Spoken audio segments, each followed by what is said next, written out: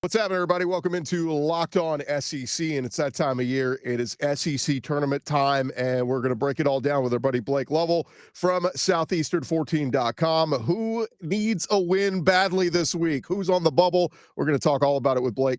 Locked On SEC starts right now. You are Locked On SEC, your daily podcast on the Southeastern Conference, part of the Locked On Podcast Network, your team every day.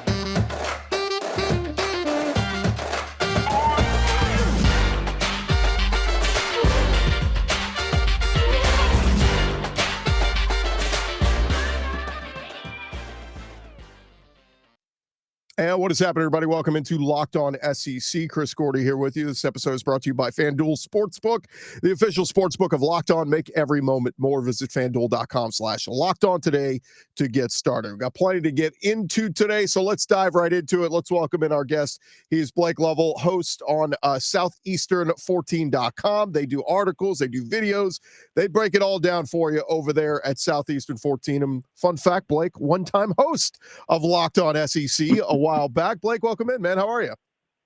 Yeah, doing well, Chris. Thanks for having me on. So let's dive right into it, Blake.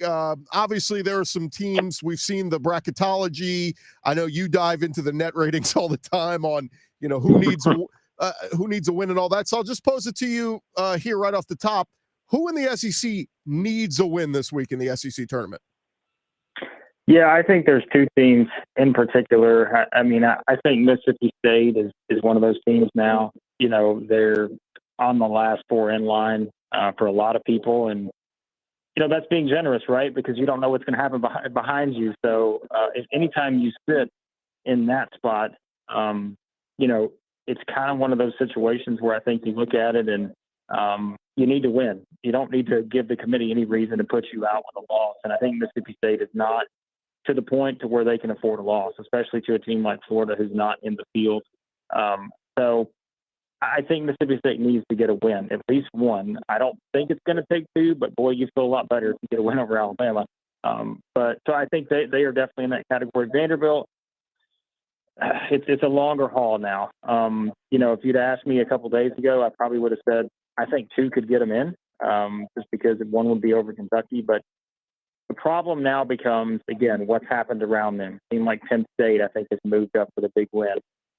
Other teams that are kind of around them. So it may take three. Honestly, it may take winning the tournament. I think it depends on who you ask with Vanderbilt. So those are the only two teams right now to me that are in that spot. I think everyone else, Auburn, Arkansas, those teams have done their work. I think everyone else is probably good. I wanted to go to Auburn next because, man, it so much promise as a team that was preseason, top 25 team and all this kind of stuff. And man, they just hit a skid where things just went sideways and all that. But what do you make of this Auburn team? Because I guess, as a whole, the last couple of weeks have not been pretty.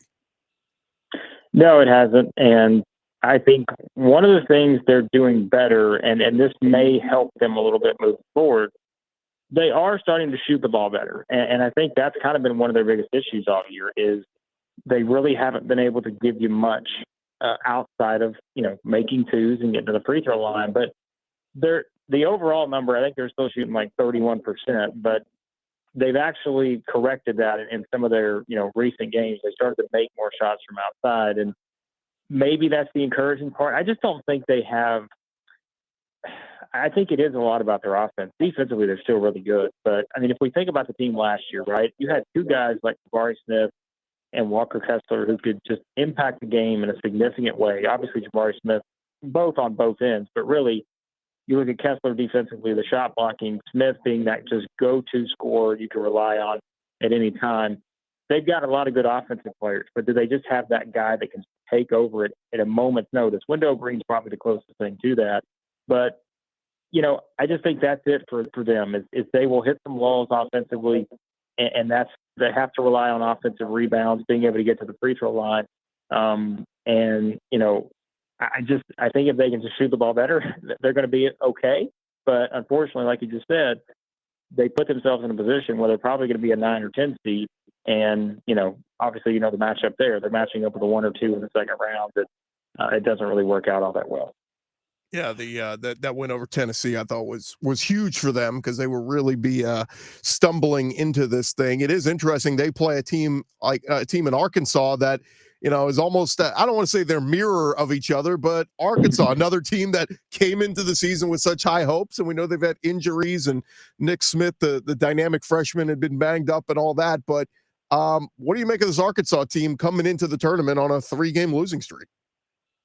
Yeah, Arkansas is a team that I don't have a great answer on why they are where they are. It's kind of been an odd season because you go back to the beginning. They started really well, even without Nick Smith. And then, of course, Trevin Brazile got injured out for the year. I thought that was a significant blow. But now it's like, you've been waiting for that moment to get Nick Smith back, and now they do have him back. I mean, really, he didn't play much against Mississippi State or A&M. They lost those 2 games, but, they come and blow out Florida and Georgia. But, they haven't been able to kind of win the games against good teams that you thought maybe that would be the difference, is his comeback would help them win some of those games. But really all they've done is lose to State, A&M, Bama, Tennessee, Kentucky. So, the last 5 NCAA tournament teams they played, they lost all of them. And so it has been disappointing in that regard. I think maybe I think some of it's just the intangibles. Like this team has a lot of talent, just they don't maybe have the intangibles of what last year's team had. With a JD Note, with guys like Stanley Amude and Audie Tony, and guys who just completely buy into what their role was going to be. Not saying these guys haven't, but it's just not all coming together. And I don't know if it's a chemistry thing, something like that. There's a lot of, I think, potential answers. I just think it's hard to know what it is for Arkansas right now. Like, hang tight 1 second. We're going to get to some of the big dogs here in the SEC in just a second, like Kentucky and Alabama and Tennessee. But first, I want to remind you guys about our this episode is presented to you by our friends over at FanDuel. Of course, we just passed the midway point of the NBA season. No better time to download the FanDuel app, America's #1 sports book. New customers get a no-sweat first bet up to $1,000. That's bonus bets back if your first bet doesn't win. Just download that FanDuel Sportsbook app. It's safe, secure, super easy to use, and you can do so on your mobile device or on your laptop, desktop computer. Just go to FanDuel.com/lockedon. That's FanDuel.com/lockedon to learn more, and don't miss that chance to get your no-sweat first bet up to $1,000. Make every moment more with FanDuel, an official sports betting partner of the NBA. And of course, some college hoops coming your way as well. You want to make sure you get in on the action, and FanDuel has got all that up for you. Again, that's FanDuel.com/lockedon. Continue our conversation here on Locked On SEC. We're talking with Blake Lovell, who is with Southeastern14.com. Blake, remind our listeners what you got going up there, because I see your videos all the time, and I know you guys have all kinds of content up there on the website. Yeah, we got a lot going on. As you said, you can check out Southeastern14.com. We put all of our YouTube stuff there, but of course you can go to YouTube, search for Southeastern 14. Yeah, multiple videos going up every day, football, basketball, baseball, it's all there. Obviously this time of year, we're definitely leaning into the bracketology and looking at the SEC tournament and all of that. So yeah, you can find it all there at Southeastern14.com. Let's get into the big dog, Blake, the Alabama Crimson Tide. Man, they have been such a fun team to watch all season long. Brandon Miller has been so special, but man, what a derailment with the story in January, the shooting, and then possibly Brandon Miller's involvement with the gun and all this kind of stuff. It sucks from a standpoint of they were just this such fun team to watch all year, but man, now it becomes they're the bad guys. Like, they're the team that everybody's rooting against. Where are you with this Alabama team, and how far can they go? Yeah, I mean, look, and the reality of the situation is, like you said, since that sort of came out, I mean, they've not played great, but yet, they've been able to win 3 of these Final Four. Of course, the game at South Carolina had to win in overtime. The Auburn game, they won in overtime. Beat Arkansas, and then of course lost at A&M. But that's the thing when you think about it, is they haven't played that great, yet they've still won 3 of those 4. And had their chances at A&M. That's just how good they've been this season. And I think, and I've said this a lot, at their best, and we've seen that this season quite a bit, I think they're the best team in the country when they are at their best. I think they're better than Purdue, than Houston, than Kansas. I just think the way they play, the roster, That's just how I look at it with Alabama. It's just the fact is now we have the question of can they get back to being that way? And I think, I don't know that the SEC tournament's a great barometer to figure that out because we always know sometimes the SEC tournament can be a lot about motivation. And I think Alabama's got a number one seed locked in no matter what they do in the tournament. Sure, you could be motivated to be the top overall seed, but I mean, in all honesty, I don't think it changes location, any of that much for them. So I wonder just kind of if they run into a team like a Missouri, like a Tennessee, maybe a Mississippi State that needs a win. Do they run into one of those scenarios where they struggle a little bit? I feel, again, just for them with how their roster is constructed, I think they have all the pieces you need to get to the Final Four and win a national championship. It's just, can they kind of regain that focus? Because I think that is something where you've seen them kind of slip a little bit in stretches of these games recently. If they can regain that, they can certainly be a team that's right there with a chance to play for it all, cutting down the net. Yeah, and that bench scoring they have is so ridiculous with having a guy like Javon Cornerly. He can give you 24 off the bench. I mean, absolutely insanity. What about the Kentucky Wildcats, a team that, started the season with a lot of hype and expectations, dipped off, and then kind of found their stride. And they've had some runs here in recent weeks of some nice wins and, even at times not even having a real point guard in there and still finding a way to operate. But I guess it starts with Oscar Tshiebwe. He's been so special and fantastic all year long. But some other guys stepping up along the way, like Reeves the other day, dropping 37. I mean, this Kentucky team, it seems like they're clicking right now at the right time. Yeah, it does seem that way. And, I think sometimes with Kentucky, it's easy to overreact to one loss. And it's because they have more than we're used to them having. And I think that's why every one that adds on to it, it's easy to overreact. Like the Vanderbilt game they lost. I don't think you really overreact too much on Kentucky's side because that was just Vanderbilt again, kind of in a must-win scenario. They found a way and give them credit, but I don't know that Kentucky played that bad there. And really, you look at what they've done around that game. They beat Mississippi State, Tennessee, Auburn, Arkansas. And yeah, anytime you have Tshiebwe, we know how he can change the game, but I really do think it's starting to become about the guys that are around him and how all these guys are fitting into the puzzle. Casey Wallace, I mean, he has been, for my money, probably the second best freshman in the league this year behind Miller. Look at Jacob Toppin. I don't think Toppin gets enough credit. He has been so consistent from a scoring standpoint. Antonio Reeves, one of those guys, like we saw in Arkansas, can go off for 30 at any time if he's at stock. I think even a guy like Chris Livingston has really started to come on. So I think that starting five for Kentucky is really starting to kind of gel in a way that can get them deep into March. Now, the problem, of course, becomes, is Kentucky going to wind up as a 7-type seed? Because then, you are looking at that possible second-round matchup against the 2. I'll just say this. If Kentucky winds up as a 7, I don't think they're going to wind up any lower than that. I wouldn't want to be the 2 because I think that's just a team you don't want to see if they have all the pieces in there. Casey Wallace is healthy. Maybe Severe Wheeler's back healthy. I just think that's a team that's starting to click. And again, you don't want to see that team, I think, in your part of the bracket. Well, we go from Kentucky, a team that knows who they are, to a team that I don't know what the hell they are. Who's more Jekyll and Hyde than Tennessee? I mean, on some days they look like world beaters playing elite defense, getting stops, attacking the rim. And then other days I'm throwing my hands up in the air going, what the hell happened, Rick Barnes? Where are you on this Tennessee team? Yeah, I'm using the wild card. That's the label I've got for Tennessee. I think they are the ultimate wild card at this point, and that's not great for a team that looked like a Final Four contender about 3 or 4 weeks ago at this point.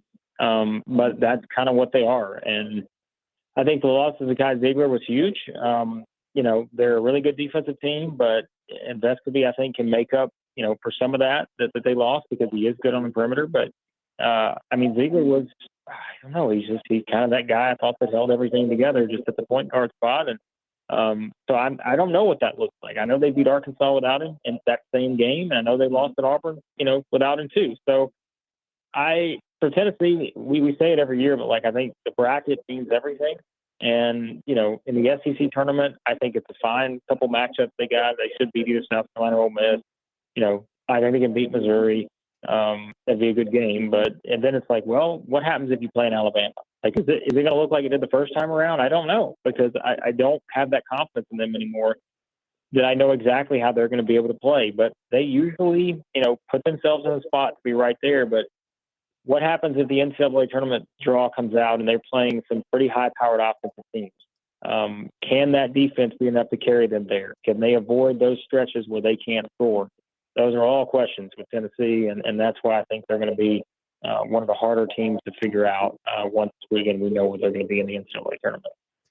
Last team I want to get your thoughts on, the Texas A&M Aggies. Man, what a fun story they've been this year, kind of exceeding everybody's expectations. We know Buzz Williams is a good coach. It just feels like he's kind of underachieved there in his time there in College Station. They did get hot in the SEC tournament in this spot a year ago, got all the way to the final with Tennessee, and then made that nice run through the NIT.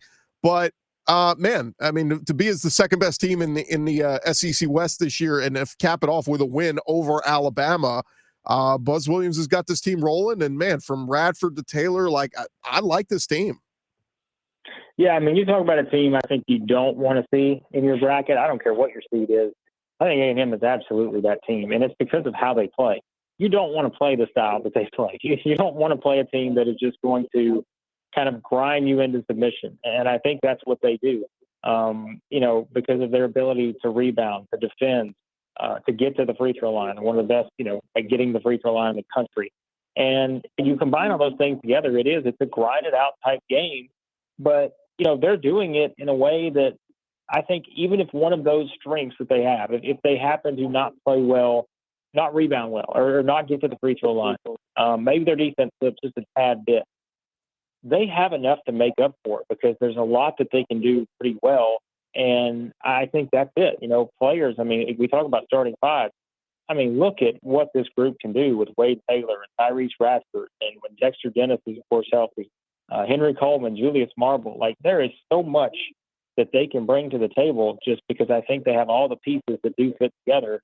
And, again, I think it's still even silly to think that a couple of weeks ago, there were still people saying, well, they're 12-2 in the SEC, but are they really in the NCAA tournament? Of course they are.